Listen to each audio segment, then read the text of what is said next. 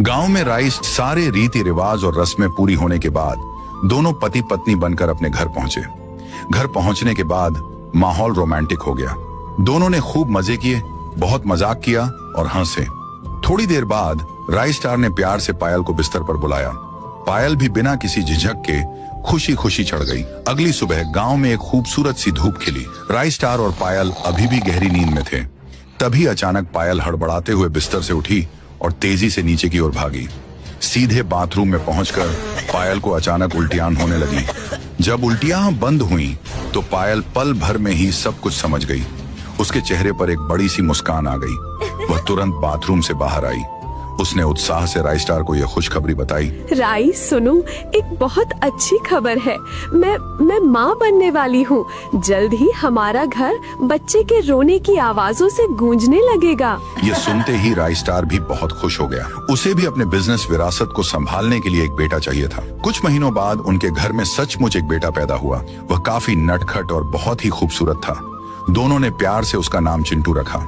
समय तेजी से बीता और चिंटू देखते ही देखते और बड़ा हुआ। राइस स्टार पढ़ाई के लिए चिंटू को लंदन भेजने का इंतजाम किया। चिंटू एक बड़ी कार में बैठ गया और वह एयरपोर्ट के लिए रवाना हो गया। पायल और राइस स्टार की आंखें नम थीं। कुछ दिनों बाद राइस स्टार के भी जाने का समय आ गया। उसने पायल से कहा, पायल, मैं चुनाव के चलते एक जरूरी काम से दूसरे गांव जा रहा हूं।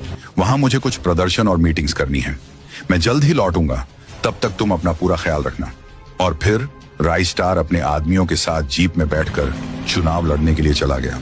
अब पायल से उसका बेटा और पति दोनों दूर हो चुके थे। राइस स्टार अपने आदमियों के साथ फुरफुरी नगर गांव के अंदर चुनाव प्रचार के लिए पहुंचा हुआ था। वहां पहुंचकर उसने लोगों की भीड़ के सामने भाषण दिया। उसने गांव के लोगों से जोरदार आवाज में कहा, मेरे प्यारे भाइयों और बहनों, मेरा चुनाव चिन्ह मुर्गी है। अगर आपका प्यार और साथ मुझे मिला तो मैं इस पूरे फुरफुरी नगर को आसमान तक लेकर जाऊंगा। मैं वादा करता हूं कि आपके गांव में बुर्ज खलीफा भी बनवाऊंगा। राइस स्टार के जाने के बाद पायल घर में अकेली थी, लेकिन कुछ महीनों बाद खुशखबरी आई। राइस स्टार चुनाव जीत गया था। वह फुरफुरी नगर का नया नेता बन गया था। जीत की खुशी में वह पूरी तरह से लोगों के प्यार और भीड़ के बीच घुल मिल गया था। अब राइस स्टार का पूरा ध्यान अपने करियर और राजनीति पर था। वह केवल गांव का नेता बनकर नहीं रहना चाहता था। वह चाहता था कि वह सरपंच से भी कुछ आगे बढ़े और बड़ी कुर्सी पर बैठे। इस लक्ष्य को पाने के लिए वह लोगों की खूब मदद करने लगा। उसने गांव की खेती बाड़ी में बहुत ध्यान दिया ताकि रोजगार के मौके बढ़ें।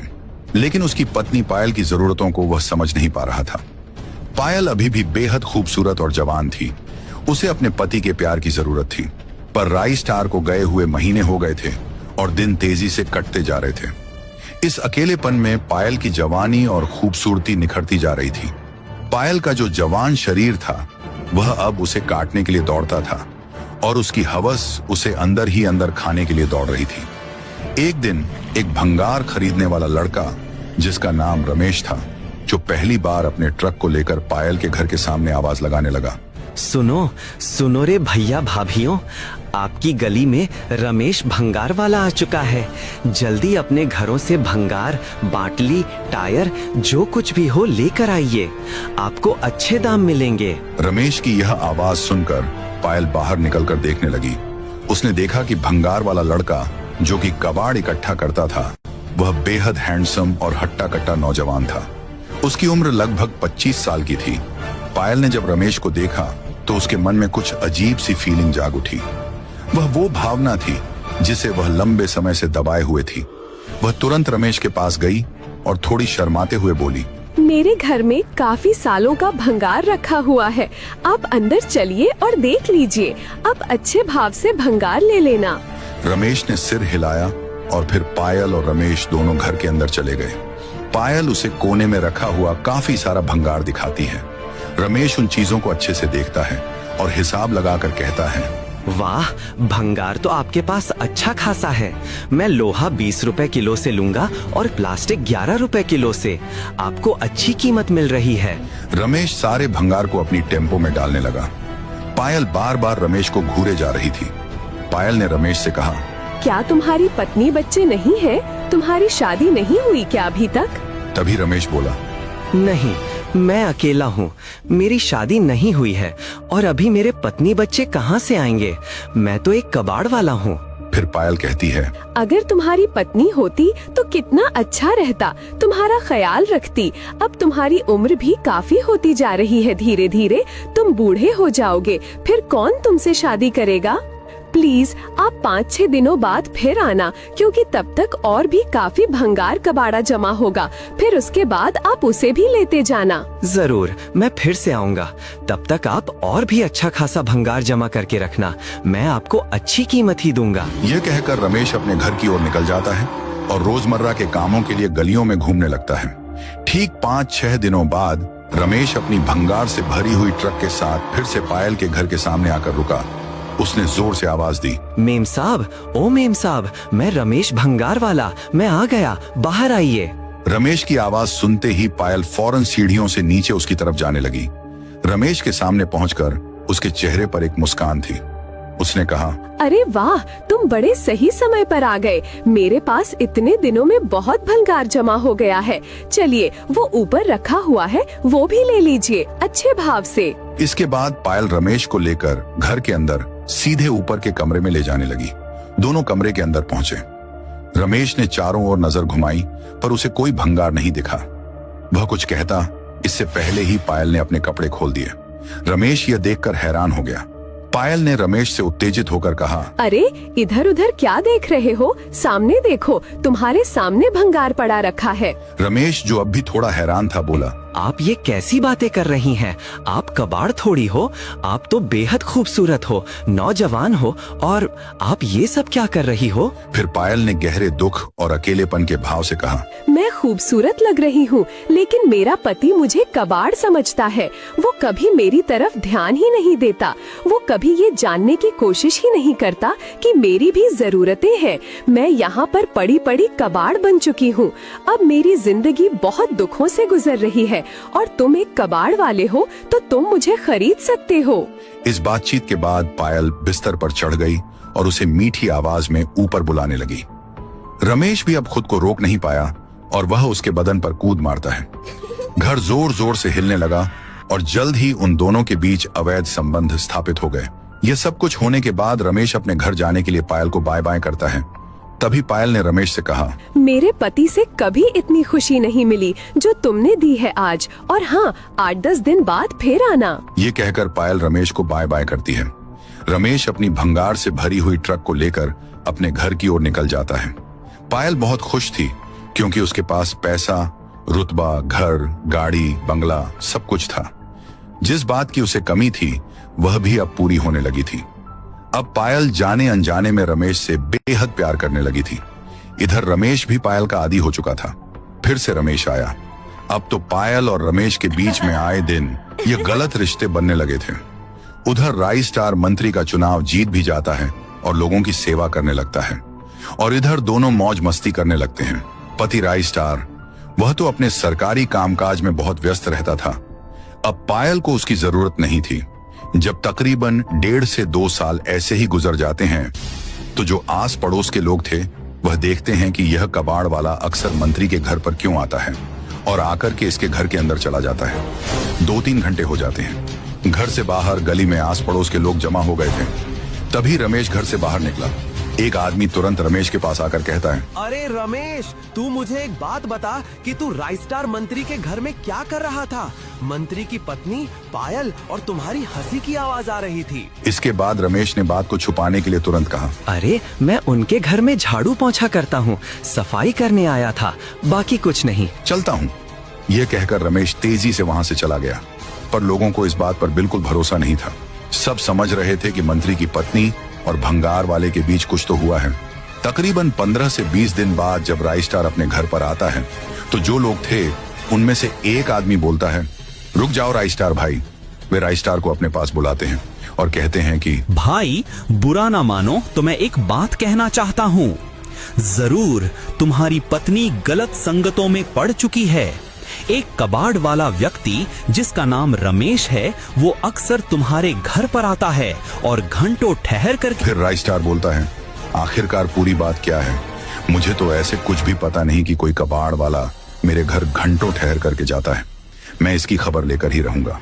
फिर राइस्टार दूसरे के घर में छुपकर ठहर कर इधर उधर देखने लगता है। दिन बीत गए, रात बीत गई, 7-8 दिन हो गए। राइस्टार उसका इंतजार कर रहा था वहीं ठहर कर। तभी उसने देखा रमेश ट्रक को लेकर राइस्टार के घर के सामने आकर रुका और सीधा अंदर चला गया। ये सब राइस्टार अपनी आंखों से देख रहा था।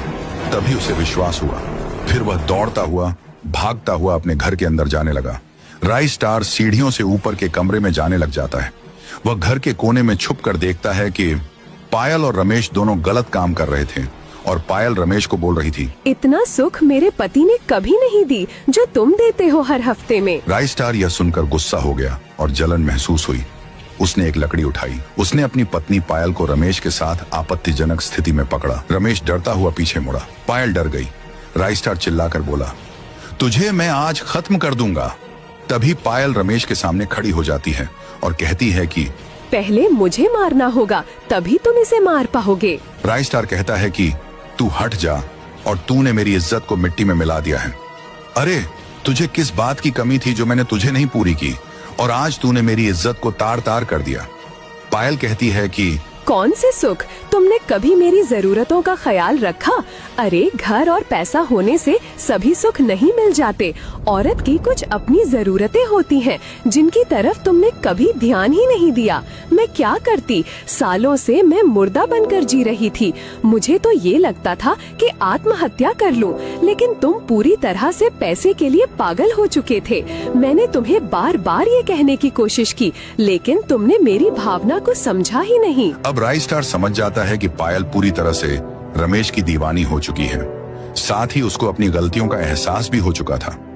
तब राइस्टार कहता है, क्या करूं? अगर तुम दोनों को मार दूंगा तो समाज में मेरी बदनामी होगी। अगर इस कबाड़ वाले को भी मार दूंगा तो भी मेरी बदनामी होगी। आखिरकार मैं करूं क्या?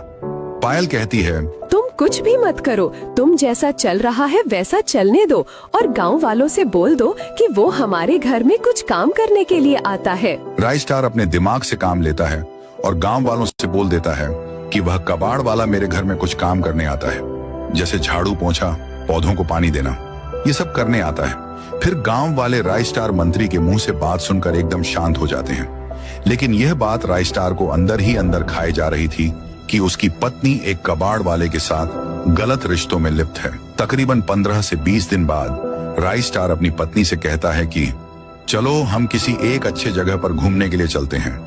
पायल यह बात सुनकर बहुत खुश हो जाती है। वह कहती है कि अगर हम चल रहे हैं तो क्यों ना हम रमेश को भी साथ ले लें? राइस्टार कहता है कि ठीक है, उसे भी साथ ले लो। पायल को लग रहा था कि राइस्टार पूरी तरह से उसके वश में है और जैसा वह चाहेगी वैसा करेगी। राइस्टार अपनी पत्नी पायल और उस कबाड़ वाले रमेश को साथ ले जाता है और घर से 300 से 400 किलोमीटर दूर एक खूबसूरत जगह पर जाता है। एक आध दिन घूमते हैं, खूब हंसी मजाक करते हैं। राइस्टार को समझ में आता है कि पायल रमेश से बहुत ज्यादा प्रेम करती है, उसी के साथ खुश है। तब तीर्थ स्थान पर जाने के बाद वहां पर राइस्टार अपनी पत्नी पायल से कहता है कि अब मैं तुम्हारी शादी इस रमेश के साथ कराने वाला हूं, क्योंकि तुम इसके साथ बेहद खुश हो और मैं नहीं चाहता कि किसी की जिंदगी बर्बाद हो। अगर तुम हमारे घर पर रहोगी तो एक न एक दिन गुस्से में आकर मेरे हाथों से कुछ हो जाएगा, या फिर तुम मुझे धोखा देकर मार दोगी। इसीलिए तुम इसके साथ खुश हो तो इसके साथ विवाह कर लो। पायल सुनती है तो वह रोने लगती है, गिड़गिड़ाने लगती है और बोलती है, मुझे बड़ी गलती हो गई, अब ऐसी गलती नहीं करूंगी। मैं रमेश को छोड़ दूंगी। तभी राइस्टार अपनी पत्नी पायल को वहां पर छोड़ के अपने घर जाने लगता है। पायल रुको रुको कर चिल्लाने लगती है। उधर पायल न चाहते हुए भी उस कबाड़ वाले रमेश के साथ रहने लगती है, क्योंकि रमेश के पास कुछ भी नहीं था। एक टूटी फूटी झोपड़ी थी, वह भी किराए से रहा करता था। सिर्फ कबाड़ बीनना उसका काम था। अब पायल उसके साथ कबाड़ बीनने का काम करने लगती, उसके साथ साथ रहने लगती। उसे शारीरिक सुख तो मिलता था, लेकिन अब वह बहुत गरीब स्थिति में जी रही थी।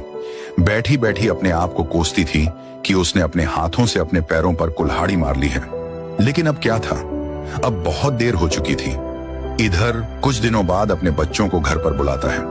उन्हें बताता है कि उनकी जो माँ है वह तीर्थ स्थान पर घूमने के लिए गई थी, कि वह गुम हो गई, और वह उन्हें ढूंढने की खूब कोशिश करता रहा, लेकिन वह नहीं मिली।